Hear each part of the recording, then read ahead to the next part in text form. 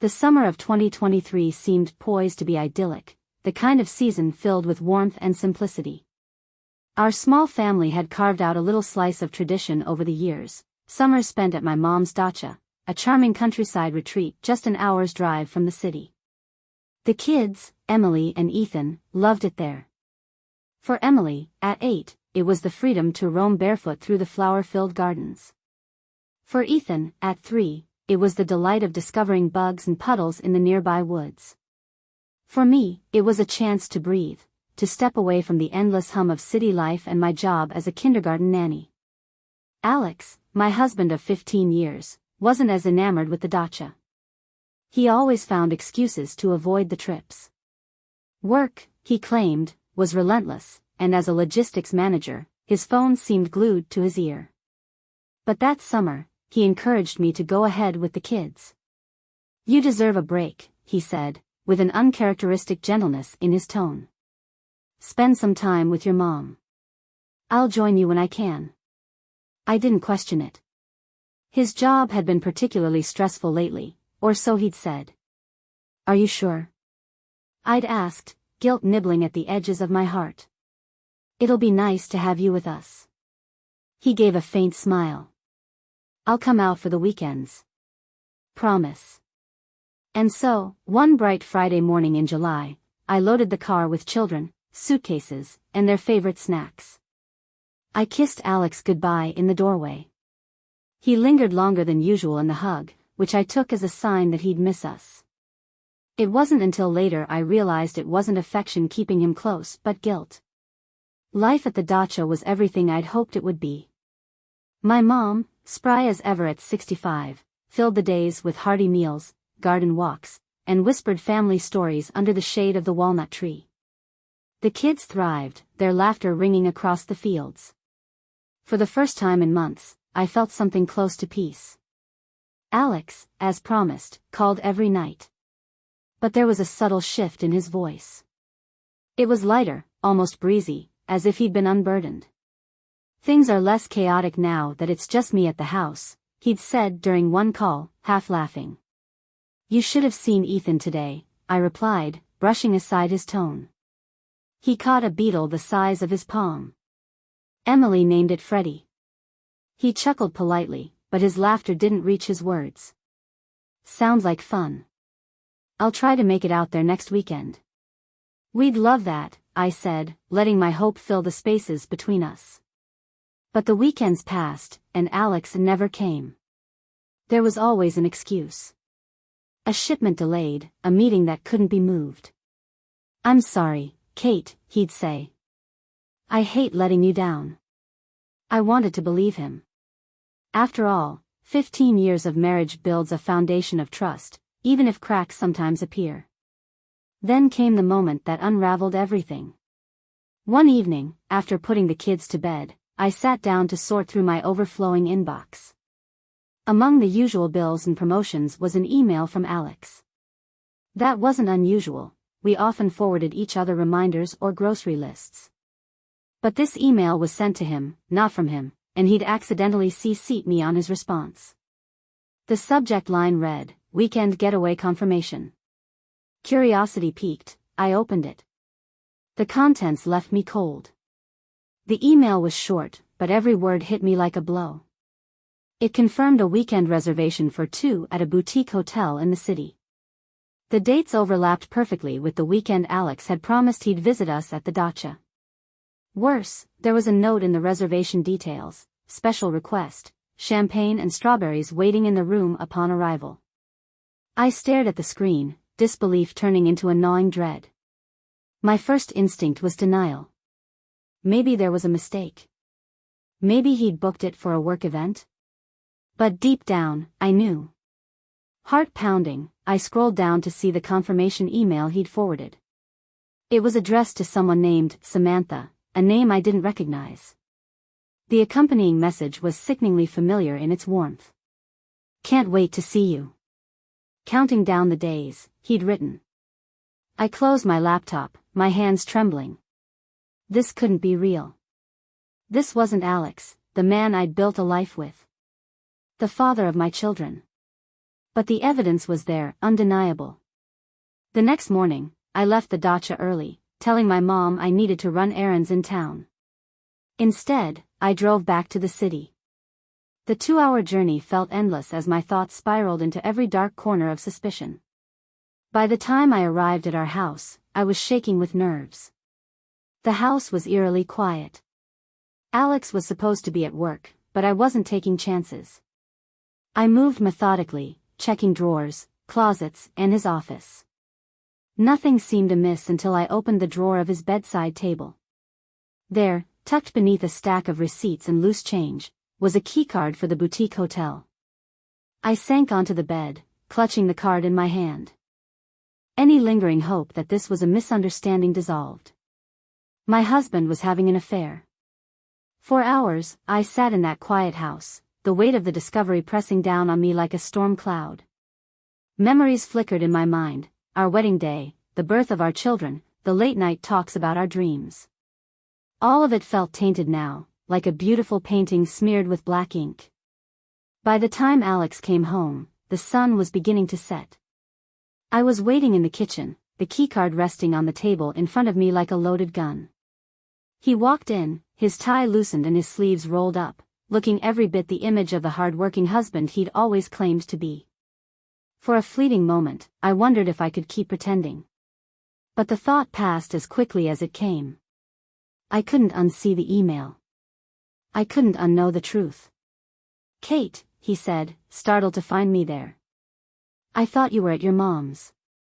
"I was," I replied, my voice steadier than I felt. "Until I came across this."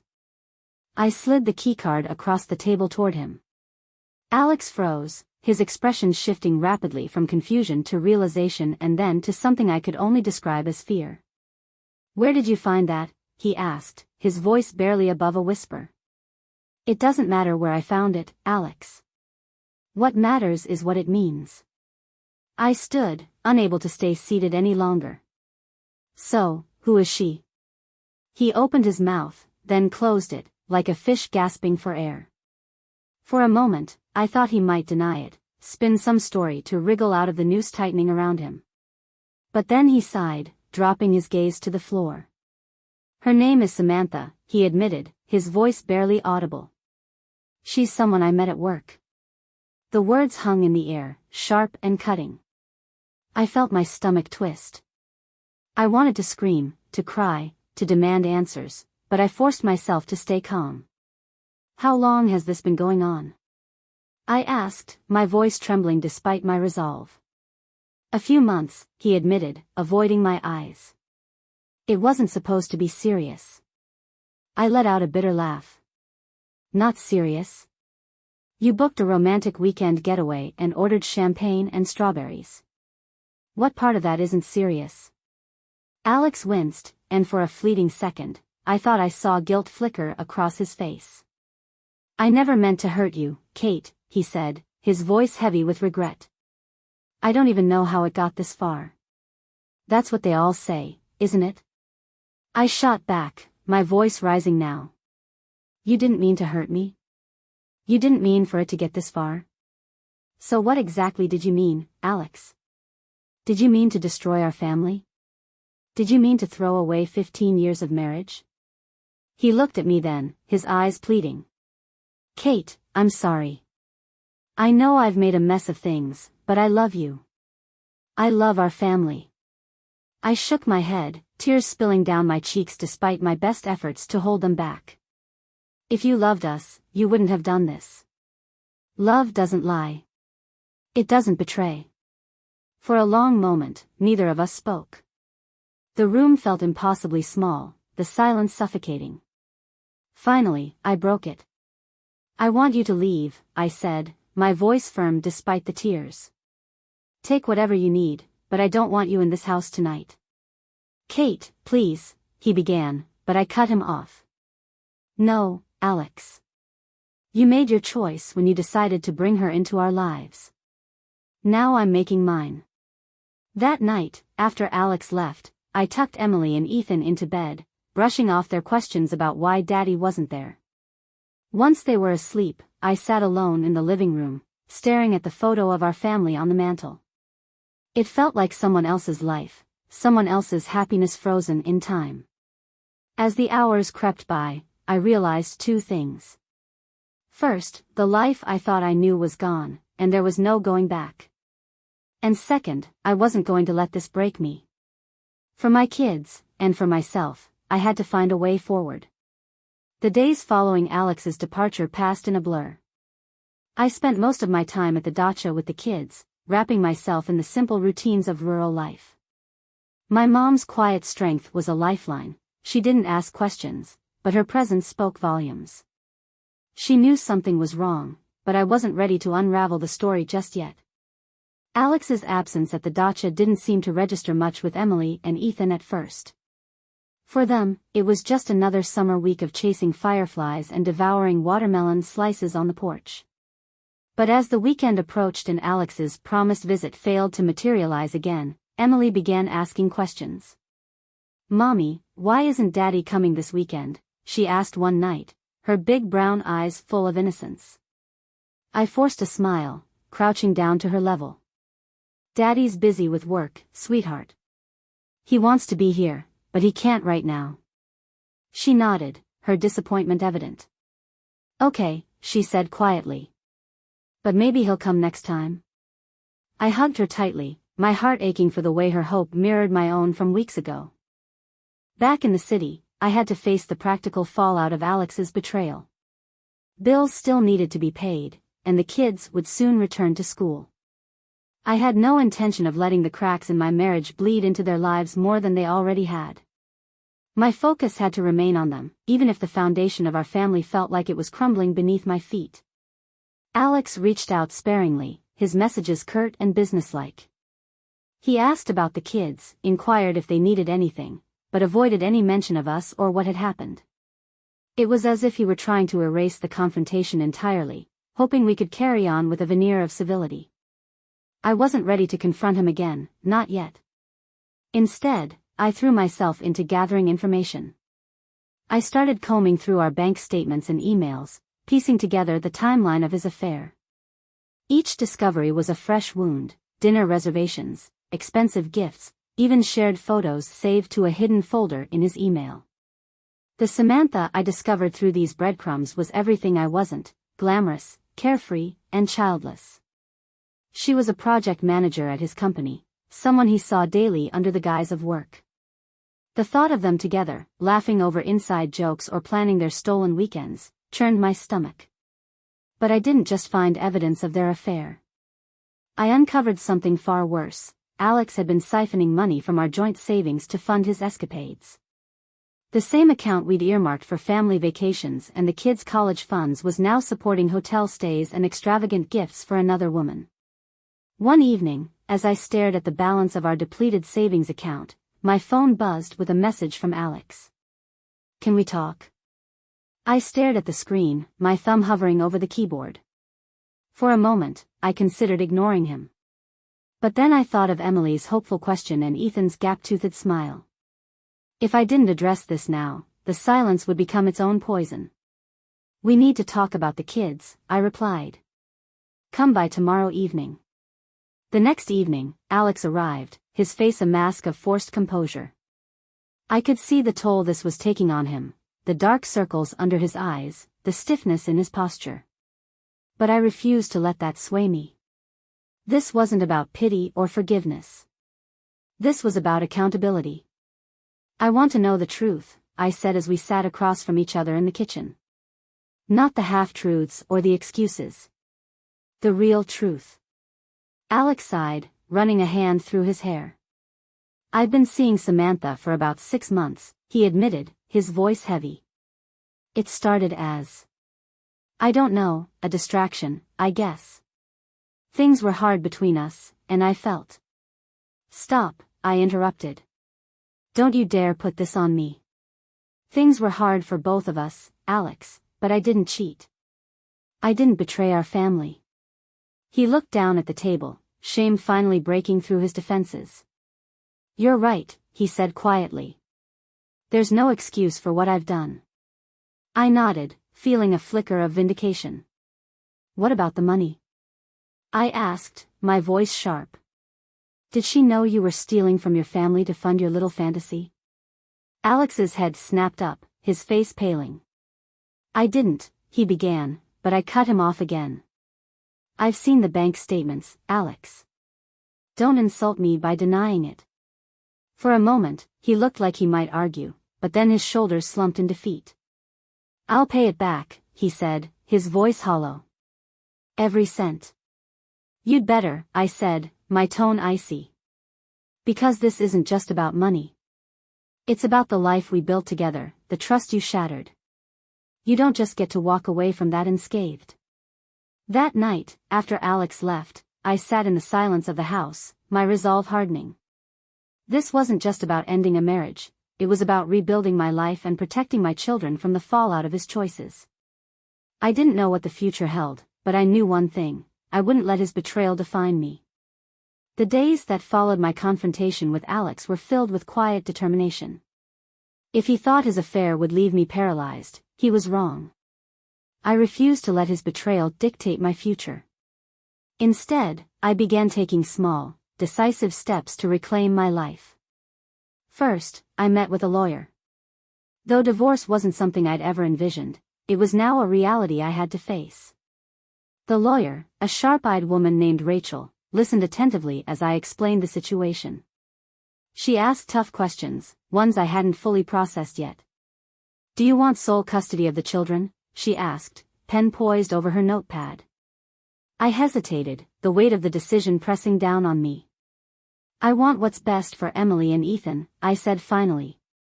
If Alex can be a good father, I won't take that from them. But I need to protect them from instability. Rachel nodded. That's fair. We'll draft an agreement that prioritizes their well-being while securing your financial interests. Financial interests. The words felt cold, clinical. But they were necessary. Alex had already proven he couldn't be trusted with our money, and I needed to ensure my children's futures weren't jeopardized. Meanwhile, Alex was making an effort, if you could call it that. He began texting more frequently, asking about the kids and offering to take them for outings. At first, I was hesitant. The thought of him playing the doting father after everything he'd done felt disingenuous. But then I saw Emily's face light up when he called, and I knew I couldn't let my anger rob them of their relationship with their dad. The first weekend he took them, I spent the day at the dacha, walking the fields and breathing in the crisp summer air. For the first time in weeks, I allowed myself to feel something other than anger and hurt. I thought about the life I wanted to build, one filled with stability, joy, and purpose. A life where I wasn't defined by Alex's choices but by my own strength. That strength was tested sooner than I expected. One evening, while tidying up the house, I found an envelope tucked under a stack of mail. It was addressed to Alex, but the return address caught my eye: Samantha's name and a corporate logo from her office. My curiosity got the better of me, and I opened it. Inside was a handwritten note. Alex. I can't wait until we can finally be together without sneaking around. I know this isn't easy, but you're worth it. I'm counting down the days. Love, Samantha. Bile rose in my throat as I crumpled the letter in my hand. Any lingering hope that Alex was remorseful or that he wanted to salvage our family vanished.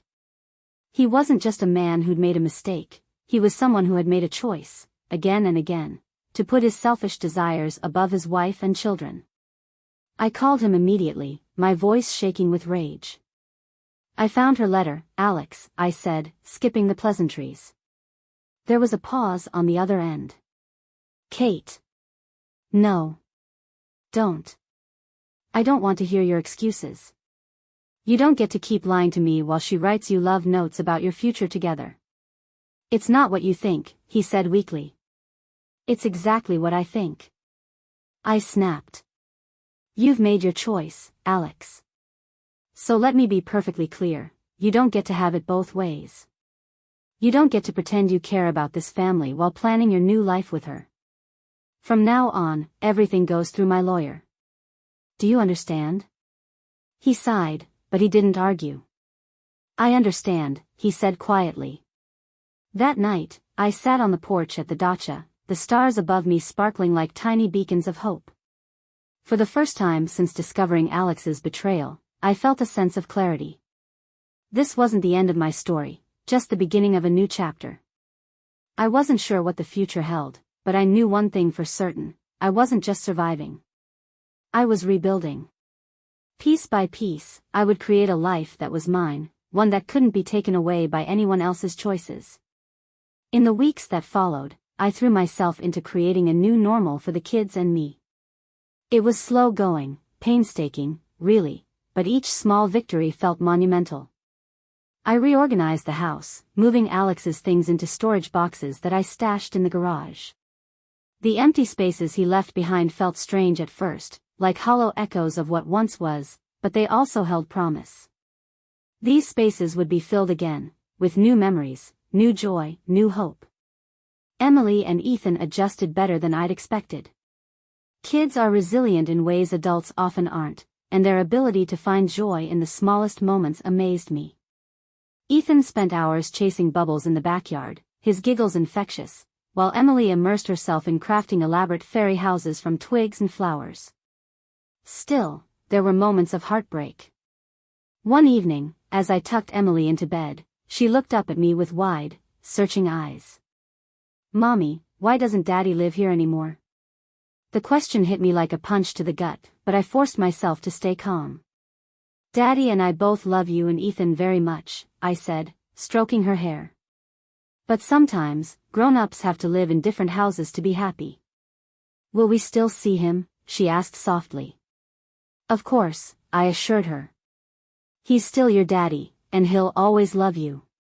She nodded, seemingly satisfied, but as I left her room, I couldn't stop the tears that slid down my cheeks. I hated that she had to ask that question, that she had to carry even a sliver of the weight Alex had placed on this family. My mother was my rock during this time. She came to stay with us more often, filling the house with her warm laughter and unwavering support. One afternoon, as we sat on the porch sipping tea, she placed a hand over mine. "You're stronger than you think, Katie," she said, her voice steady. "This isn't the life you planned, but it doesn't mean it can't be beautiful." Her words stayed with me, a quiet mantra that I repeated to myself during the harder days. Meanwhile, Alex's role in our lives grew increasingly distant. He kept up with the children in a limited capacity, taking them out on weekends or calling to say goodnight. But his presence felt perfunctory, as though he were checking boxes rather than truly engaging. I couldn't tell if it was guilt or distraction, or both, that kept him from being fully present, but I didn't push him. I was done carrying his emotional burdens. Instead, I focused on building a support network of my own. Friends I hadn't seen in years came back into my life, rallying around me with late-night phone calls and impromptu coffee dates. My colleagues at the kindergarten offered words of encouragement and shared their own stories of resilience. Slowly, I began to feel less alone. One evening, as I was scrolling through my phone, I came across a parenting workshop being held at a local community center. The topic was co-parenting after divorce, and though the idea of sitting in a room full of strangers discussing my crumbling marriage wasn't exactly appealing, I signed up. If nothing else, I figured it might give me tools to navigate this new chapter for the kids' sake. The workshop was enlightening, but not in the way I'd expected. It wasn't the advice that struck me most, it was the stories. Women and men shared their experiences of betrayal, heartbreak, and rebuilding. Some were further along in their journeys, offering glimpses of hope that felt like lifelines. Others were just beginning, their pain raw and palpable. By the end of the session, I realized something profound: I wasn't alone in this. My story, as unique as it felt, was part of a larger tapestry of resilience and recovery. And if others could find their way to happiness again, so could I. As summer began to fade, I found myself settling into the rhythm of this new life. The days felt lighter, the nights less suffocating. It wasn't perfect, I still had moments of anger, sadness, and doubt, but they were no longer all-consuming. I was healing. Then, one afternoon, Alex called. It was rare for him to initiate contact outside of scheduled plans with the kids, so I immediately felt a twinge of unease. "Can we talk?" he asked, his voice subdued. I hesitated, gripping the phone tighter. "About what?" "In person," he replied. "It's important." Part of me wanted to refuse outright. The wounds from his betrayal were still fresh, and I wasn't eager to reopen them. But curiosity, and maybe a flicker of hope, got the better of me. "Fine," I said. "Come by tonight after the kids are asleep." That evening, after tucking Emily and Ethan into bed, I waited for Alex in the living room. The house felt too quiet, the weight of what he might say pressing heavily on me.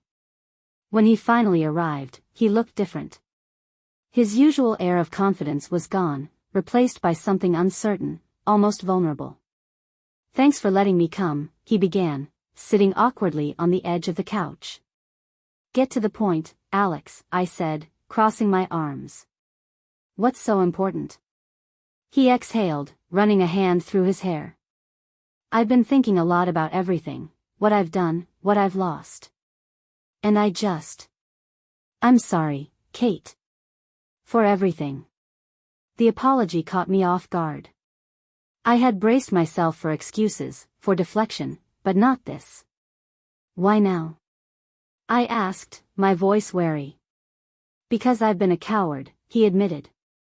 "I kept telling myself I could fix things without really facing what I did. But I can't. I hurt you, and I hurt our family. I need to own that." I studied him, searching for sincerity in his eyes. There was a time when an apology like this would have been enough to pull me back, to make me believe we could rebuild. But now, it felt like too little, too late. "I appreciate the apology," I said carefully. "But it doesn't change what's happened. It doesn't undo the months of lying or the pain you caused." "I know," he said quickly. "I'm not asking for forgiveness, not yet. I just wanted you to know that I'm trying to be better. For the kids, and for myself." "And Samantha?" I asked, the name bitter on my tongue. He flinched, as if I'd struck him. "We're not together anymore." The admission surprised me, though I kept my expression neutral. "Why not?" "It wasn't real," he said, his voice tinged with regret. "It was exciting, sure, but it wasn't sustainable. She wanted a version of me that didn't exist, and I wanted an escape." I nodded, unsure what to say. His honesty was disarming, but it didn't change the facts. He had still chosen to escape rather than face our problems head-on. "I hope you find what you're looking for, Alex," I said finally. "But I'm done waiting for you to figure it out." His shoulders sagged, as though he'd been expecting my response but still hoped for a different outcome. "I understand," he said quietly. "I'll do better with the kids. I promise." After Alex left, I sat alone in the living room, replaying the conversation in my mind. His apology felt genuine, but it didn't erase the hurt. It didn't undo the months I spent questioning my worth or the sleepless nights wondering how to protect my children from the fallout. For the first time, I realized that forgiveness wasn't about absolving Alex or mending what was broken. It was about freeing myself from the weight of his choices. It was about finding peace, not for him, but for me. In the weeks after Alex's visit, life began to shift in subtle but meaningful ways. His apology, though overdue, seemed to signal a change. He started showing up for the kids more consistently, sticking to his scheduled visits and making an effort to engage with them. For Emily and Ethan, it was a comfort, a sliver of stability in the midst of so much upheaval. But for me, his attempts at redemption were simply that, his attempts. I wasn't ready to let my guard down, and I certainly wasn't prepared to consider reconciliation. My focus remained on moving forward, creating a life that was rooted in strength, independence, and love for my children. One afternoon, while sorting through a box of old papers in the attic, I stumbled across a journal I hadn't seen in years. It was from a time before Alex, before kids, before life became so complicated. The pages were filled with sketches, snippets of poetry, and plans for the future. Reading through it felt like reconnecting with a younger version of myself, one who had dreams that didn't revolve entirely around others. Somewhere along the way, I had tucked that part of myself away, consumed by the roles of wife, mother, and caretaker. But as I flipped through the journal, something stirred inside me, a desire to reclaim those forgotten pieces. That evening, I sat down with the kids after dinner and shared an idea that had been forming in my mind all day. "What do you guys think about making a family adventure list?" I asked, pulling out a notepad and pen. Emily's eyes lit up. "Like a bucket list?" "Kind of," I said, smiling. "But instead of things we want to do before we're old, it's things we want to do together, just the three of us." Ethan clapped his hands. "Like camping?" he asked excitedly. "Exactly," I said. "We can add anything, big or small. It's about having fun and trying new things." For the next hour, we brainstormed ideas, filling the page with everything from visiting the zoo to building a treehouse. By the time we were done, the kids were buzzing with excitement, and I felt something I hadn't felt in months: hope. While I focused on building a new life for my family, I also began exploring opportunities for myself. Inspired by the journal, I started sketching again, letting my creativity flow without judgment. It was therapeutic, a way to process everything I'd been through while rediscovering a part of myself I thought I'd lost. One evening, while flipping through a local newsletter, I came across an announcement for an art class at the community center. It was a beginner's course, open to anyone with an interest in drawing or painting. On a whim, I signed up, figuring it would be a chance to step out of my comfort zone and meet new people. The first class was nerve-wracking, but as the instructor guided us through simple exercises, I found myself relaxing. The room buzzed with quiet chatter and the scratch of pencils on paper, and for the first time in a long time, I felt connected, to the people around me, to the work in front of me, and to myself. Meanwhile, Alex's efforts with the kids continued, but they weren't without their challenges. One evening, after he dropped them off, Emily sat on the couch, her face troubled. "What's wrong, sweetheart?" I asked, sitting beside her. She hesitated, biting her lip. "Daddy said he's sorry for hurting us." "But why did he hurt us in the first place?" Her question hit me like a freight train. I took a deep breath, choosing my words carefully. "Sometimes grown-ups make mistakes," I said gently. "Big ones. But it doesn't mean they don't love you. It just means they have things they need to work on." "Will he ever do it again?" she asked, her voice small. "I don't know," I admitted. "But what I do know is that no matter what, you and Ethan will always have me. And I'll always protect you." She nodded, leaning into me for a hug. As I held her, I realized that my job wasn't just to shield my children from the fallout of Alex's choices, it was to show them that love could be strong, steady, and unbreakable. That night, I added another item to our family adventure list: teach Emily and Ethan what love looks like. It wasn't something I could check off in a single day, but it was a goal worth pursuing, one I vowed to carry with me as we forged ahead.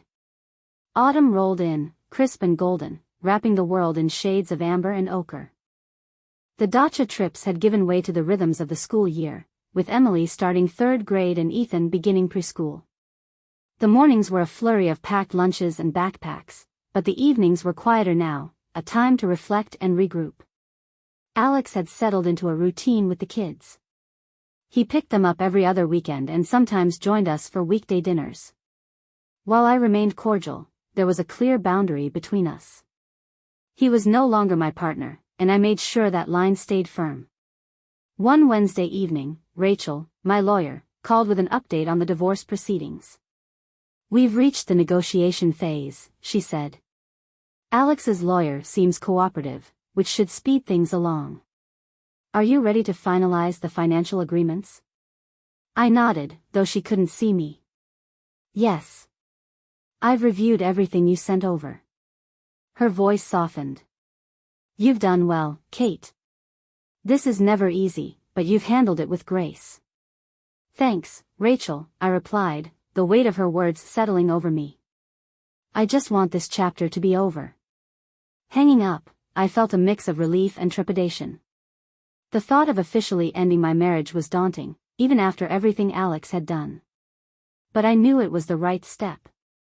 Staying tethered to the past wouldn't allow me to move forward. The art class I joined became a surprising source of joy. Each week, I felt more confident in my abilities, and I started looking forward to the 2 hours spent in that little studio. One evening, the instructor announced a community art showcase. She encouraged us to submit pieces, and though I hesitated, I ultimately decided to share one of my sketches, a simple but heartfelt drawing of Emily and Ethan playing in the dacha garden. The night of the showcase, I brought the kids along. They marveled at the gallery, pointing out their favorite pieces and whispering excitedly when they spotted my sketch on the wall. Watching their pride in my work was one of the most rewarding moments I'd experienced in years. "Mommy, you're amazing," Emily said, hugging me tightly. "Yeah, you're an artist," Ethan chimed in, his face beaming. In that moment, I felt a swell of gratitude, not just for their love, but for the rediscovery of my own passions. The life I was building, though different from what I'd imagined, was starting to take shape in a beautiful way. That same weekend, I had another unexpected surprise. While picking up the kids from Alex, he pulled me aside. "I heard about the art showcase," he said, his tone unusually soft. "Emily mentioned how proud she was. I just wanted to say, I'm proud of you too." I blinked, caught off guard. "Thank you," I said cautiously, unsure of his motives. He hesitated, then added, "I know I've made a mess of things. But seeing you find your footing again, it's inspiring." The compliment felt genuine, and for a brief moment, I saw a glimmer of the man I'd fallen in love with all those years ago. But that glimmer didn't undo the past, and I reminded myself that I wasn't rebuilding for him, I was rebuilding for myself and the kids. One crisp Saturday morning, I took Emily and Ethan to a pumpkin patch on the outskirts of town. The field stretched out before us, dotted with vibrant orange pumpkins of every size. As the kids ran ahead, their laughter echoing in the cool air, I felt an overwhelming sense of peace. This was the life I wanted, simple, joyful, and full of love. It wasn't perfect, and it never would be, but it was mine.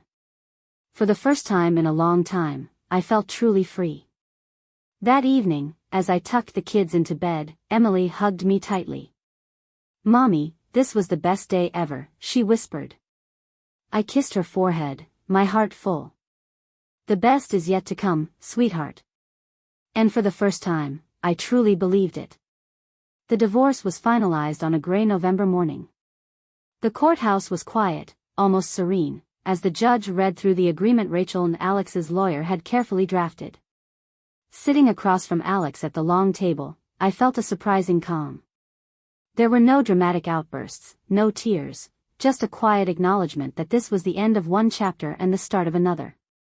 As I walked out of the courthouse, the crisp autumn air filled my lungs, and for the first time in months, I felt light. I wasn't just free from the weight of Alex's betrayal, I was free to rediscover myself. The months that followed were transformative. Winter came, bringing snow-covered streets and the warmth of holiday traditions. Though Alex and I had split custody for the holidays, I made sure the time I had with Emily and Ethan was magical. We built snowmen in the yard, baked cookies that never quite turned out right, and decorated the tree with mismatched ornaments they insisted on hanging themselves. I also began making time for myself. The art classes had opened a door I hadn't even realized was closed, and I started sketching regularly. What began as a therapeutic outlet soon became a passion, and by spring, I was working on my first series of pieces for a local gallery. One afternoon, while organizing my studio space, my phone buzzed with a message. It was from a number I didn't recognize, but the name attached made my heart skip, Samantha. "Kate, I'm sorry to bother you. I just wanted to say how sorry I am for everything that happened. I didn't fully understand the consequences of what Alex and I were doing until it was too late. I hope you and your children are doing well." I stared at the message for a long time, unsure how to respond. Part of me wanted to ignore it, to let her apology drift into the void. But another part, the part of me that had spent months wrestling with anger and pain, knew that forgiveness wasn't about her. It was about me. "Thank you for your message," I typed back. "I hope you find peace and learn from this experience. Take care." As I hit send, I felt a strange sense of closure. Samantha was no longer a shadow hanging over my life. She was simply a lesson, a reminder of how far I'd come. By summer, my gallery show was in full swing, and to my surprise, it had drawn quite a crowd. Friends, neighbors, and even some of my colleagues from the kindergarten came to see the collection. The centerpiece of the show was a piece titled Resilience, a painting of Emily and Ethan running through the dacha garden, their laughter frozen in vibrant strokes of color. As I stood by the painting, a man approached, a tall, soft-spoken art teacher who had taken over one of the community classes I'd attended. His name was Ben, and he had an easy smile that put me at ease immediately. "This is beautiful," he said, gesturing to the painting. "There's so much love in it." "Thank you," I said, feeling a blush creep into my cheeks. We talked for the better part of an hour, sharing stories about art, teaching, and life. By the time the evening ended, he'd asked if I wanted to grab coffee sometime, and for the first time in years, I felt a flutter of excitement at the prospect of something new. Life didn't magically become perfect after the divorce. There were still challenges, co-parenting disagreements, moments of loneliness, and the occasional pang of what if. But those moments no longer defined me. I was more than my past, more than Alex's betrayal. I was a mother, an artist, and a woman rediscovering her worth. As I tucked the kids into bed one night, Emily looked up at me with her wide, curious eyes. "Mommy, are you happy?" I smiled, brushing a strand of hair from her face. "Yes, sweetheart. I really am." And as I turned out the light and closed her door, I realized it was the truth. I had faced the storm, and now, the sun was shining again. The future was mine to shape, one day at a time.